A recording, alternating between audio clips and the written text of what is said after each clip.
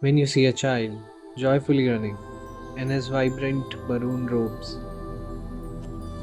when you see these vibrant and colorful monasteries, and when you can feel patriotism in the air, that means we have arrived at Arunachal Pradesh.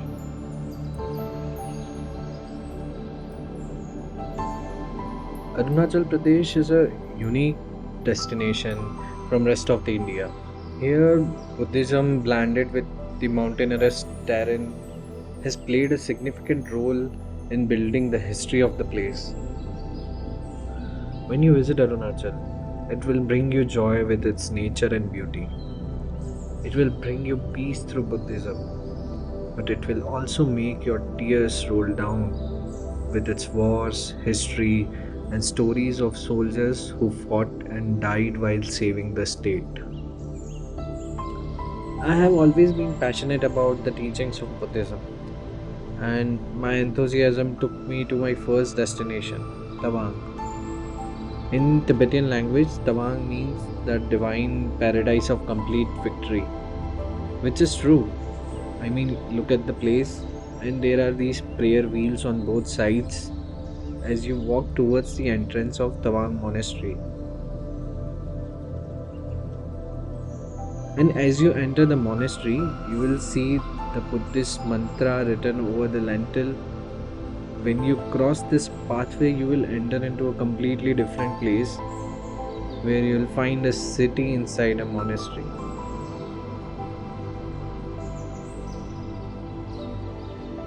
The place that you see in the right and the building in the front is the home of nuns, monks, and disciples living here and learning about the Buddhism. And look at this pretty road, so beautiful with flowers and plants on both sides. Everything seems so clean, like there is not even a single patch. And there are these houses on both sides made with Tibetan architecture. There are 65 around residential buildings, and they all are made with wood and bricks.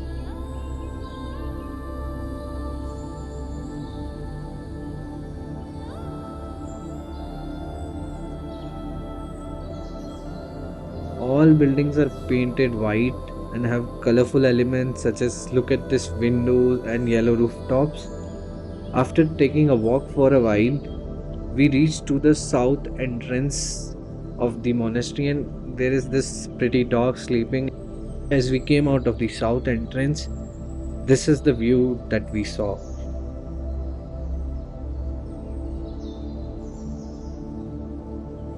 Then I turned towards the center of the monastery, where the statue of the Buddha is placed on the ground floor. On the upper floors, monks conduct classes and share the spiritual teachings of Buddhism. As I moved inside the stupa, there were more colors than my eyes could handle, leading to the decorated statue of Buddha. Let me give you a walkthrough.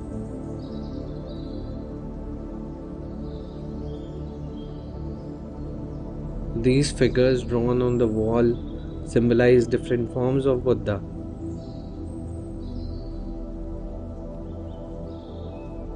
And then there are different statues of him. Several items placed as offerings to Buddha, and the small statues of ancestors on the side of the main statue. You can see the Buddha sitting on a high seat in the teaching position.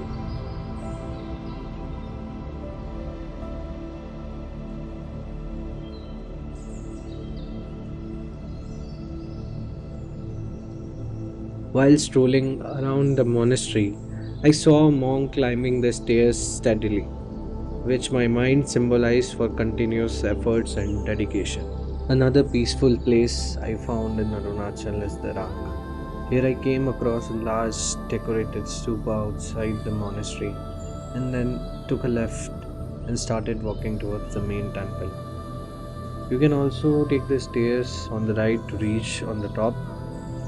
The climb may be steep, but the stunning monastery at the top makes it all worthwhile. And as you reach here, you will find these prayer wheels circled around the monastery.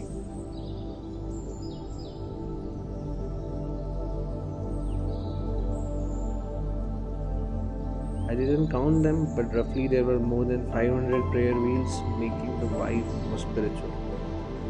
Then I entered through the decorated entrance of the temple, and what I saw was absolute marvel. The colorful curtains dropping from the ceilings, the gold plated decoration, the Dalai Lama's figure in the center, and Buddha placed on the high seat.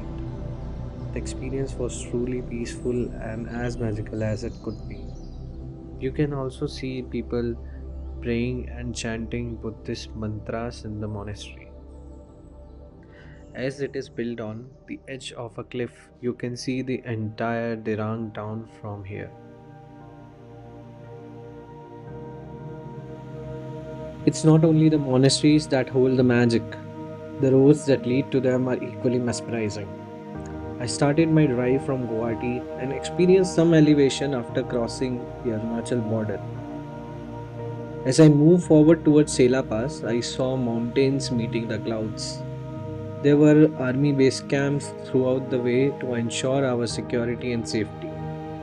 Indian Army played a significant role throughout the history to keep the Chinese out of this area.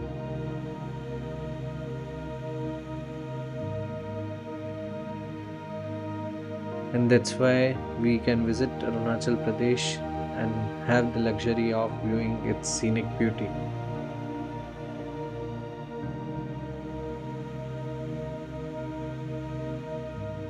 On your way, you will find memorials made in honor of army personnel who sacrificed their lives for the sovereignty of India.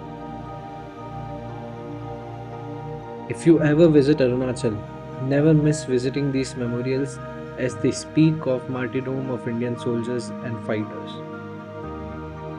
In case if you are planning to ride your motorbike to the Arunachal, the road condition is excellent, but the weather can be challenging. As the elevation increases, the way becomes foggy and you don't get the complete vision. So must have proper gear with you and be confident when you ride. Right now I have reached to the beautiful Tawang gate that has Sela Pass next to it. This is one of the most beautiful lakes I have ever seen. Like it's incredible. You can see the clear reflection of mountains in the water appearing like a giant mirror. There's a path built next to the lake from where you can reach to the shore and get the best views.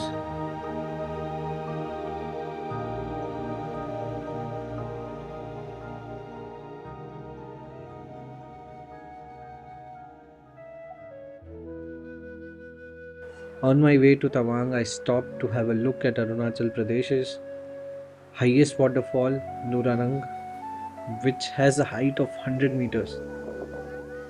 You have to do a simple trek of 20 minutes to reach here, and this is the majestic view you get.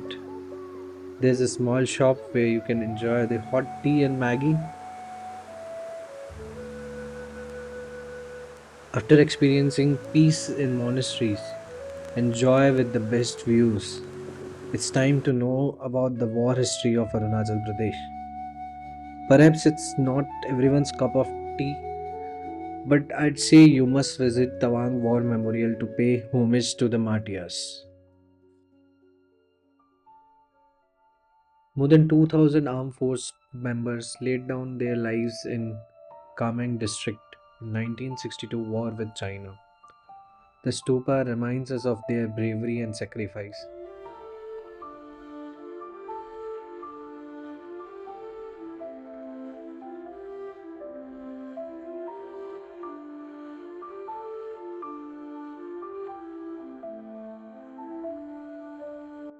You will see several flags around it, including the Indian national flag. Each flag represents the regiment fought in this war. On the board, you will find the names of martyrs from every regiment: Gorkha Rifles, Grenadiers, Sikh Regiment, and all other regiments that fought in the 1962 war.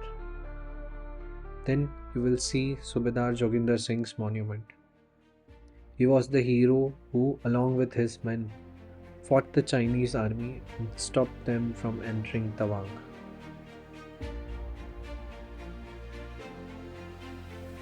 The photos on the wall tell the stories of bravery and patriotism of Indian Army.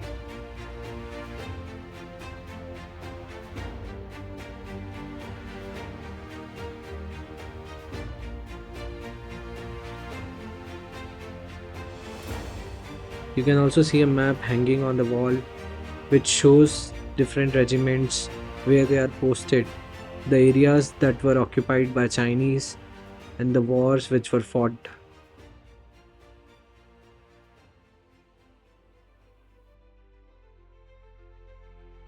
Well, there's another story of Jaswant Singh Rawat, who was awarded with prestigious Paramveer Chakra.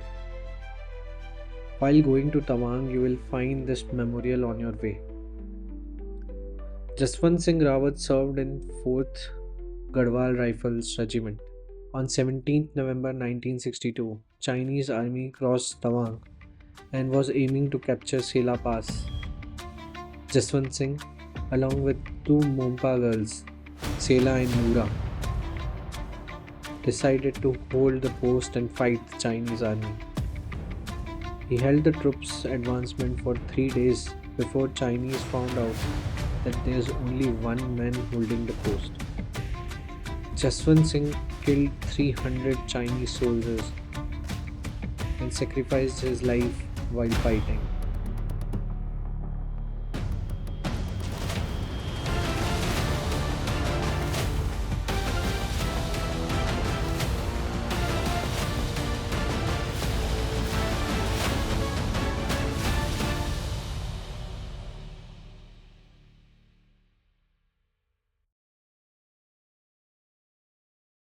Here you will also find Jaswant Singh Memorial Room that explain the complete story of the warrior.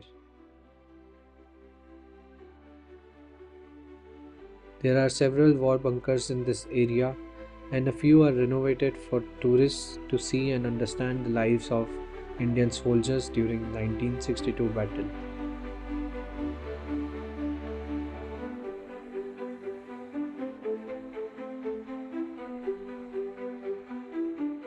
So this bunker depicts the routine life of Jawans. So this shows their mess area. This is the operations room where soldiers decide the tactics, their war plan, how they are going to face the enemy.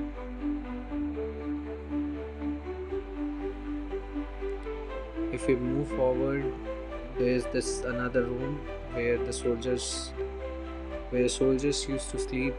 It shows that how simple their lifestyle was.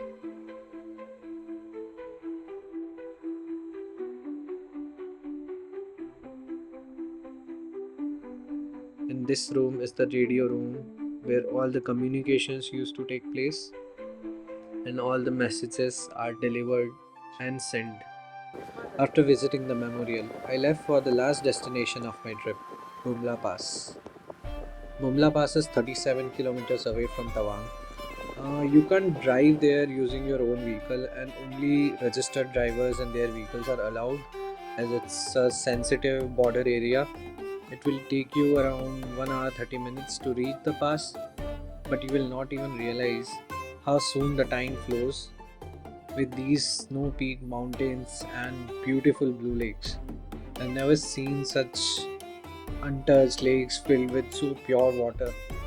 On your way to the pass, you will come across more than, I guess, 100 such lakes.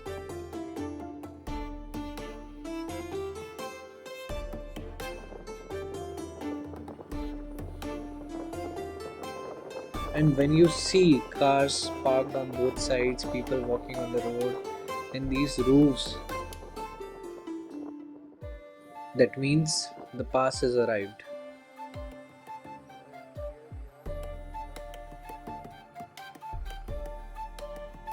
Welcome to Bumla Pass. So this is the waiting area where more than 100 people are waiting to visit the zero point, which is the India-China border. As you can see, the place is quite crowded and you don't get to visit the border right away. They will provide you with a serial number and then you will have to wait for your turn.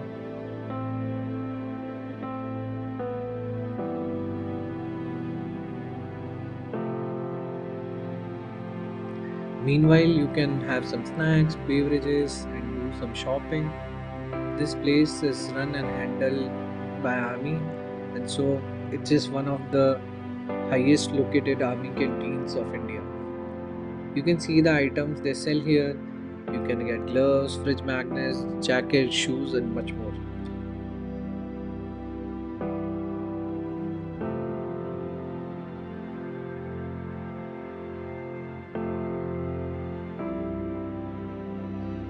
A shooting is not allowed at zero point. I'll show it to you through this window. You can have a look. Standing at Bumla Pass, knowing the history and understanding the sacrifices of our Indian soldiers filled me with gratitude. I spent some time by the peaceful Madhuri Lake on my way back to Tawang and reflected on the courage of our soldiers. The reason I can stand here today, safe and free.